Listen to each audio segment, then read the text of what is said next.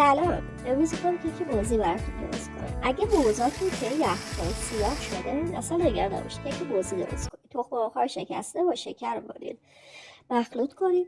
بعد از اون شیر رو اضافه کنید و روغن رو اضافه کنید. همه مواد مقدارش در داخل کپشه قرار داده شده، پس اصلا نگران نباشید.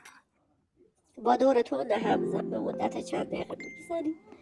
بعد از اون آرد و بگیم بود رو با هم دیگه قاطی میکنیم و به مواد به صورت کم کم اضافه میکنیم و لیستک در جهت اقرباه ساعت هم ضمن قاشق نشاسته ذرت اضافه میکنیم و در داخل قالب میریزیم.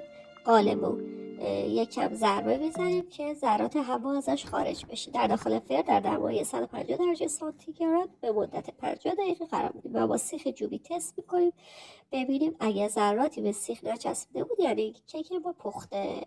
کیک خوشمزه ما با بافت خوبی که داره آماده هستش. این کیک رو میتونید درست بکنید و در وعده‌های عصرونه و صبحونه نوش جمع بکنید.